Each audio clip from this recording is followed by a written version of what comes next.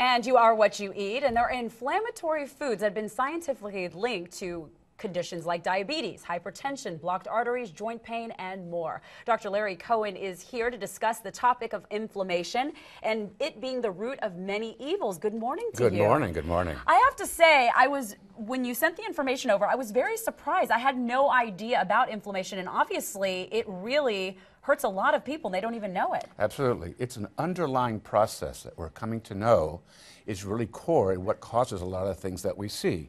People are used to it. Oh, my joint is inflamed. My joint. You know, we know that. Right. Or I get an infection and it's red and it's inflamed. Right. But what we don't understand is that process is going inside of us as well. So, for example, our livers, or in the lining of our blood vessels, right? So these same areas suffer the same kinds of things, but they're sort of hidden. And so we don't see this, and over time it builds up, and then lo and behold, X years later, I have this problem, I have that problem, and we just don't know. And it just shows up then. So you can do some things ahead of time. Absolutely. And be proactive to make sure that you're doing good things. There are some bad foods out there, but you're showing us foods today that will actually help inflammation, right? Absolutely. It's fun to look at something like this and just sort of go, all these are good things. Does it look good? And we Pepper, hear all this broccoli, of everything that's healthy for us berries, right now. salmon. I mean, you know, your whole body goes, oh, I want to suck that in. It's so Right. good. It's alive. Well, right. So imagine we had a stack of donuts over here and eclairs and a bunch of other things. We would have this beautiful comparison of this food that sort of looks good. Sure. But this is just stuff that has nourishment.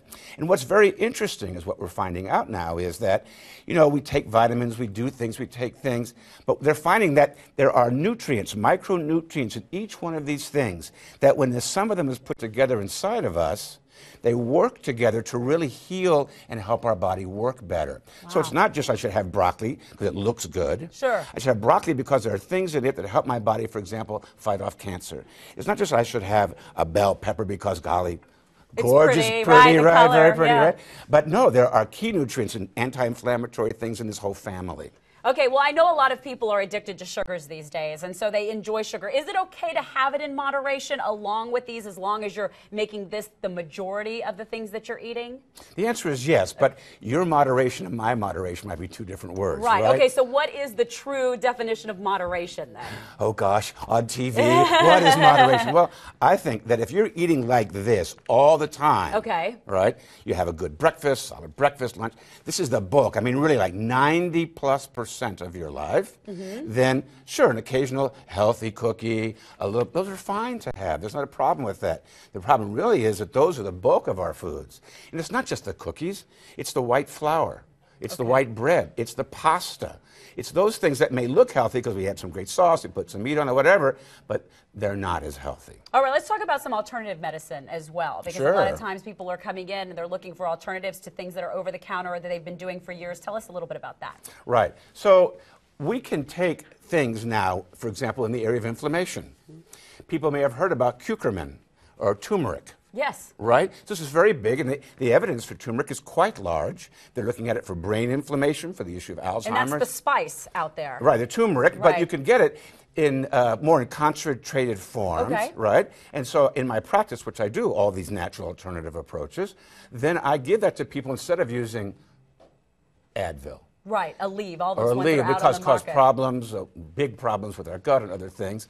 And I've seen wonderful effects from these things, also when combined with, for example, fish oils. Okay. You combine fish oils with with the curcumins. Sure. You added the added benefit of these two things. There are many, many things.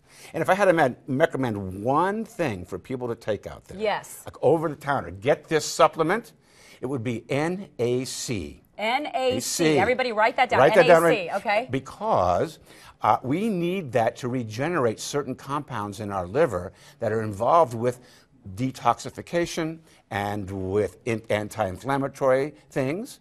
And what is the one thing that we take that uses all that good stuff? What? Tylenol.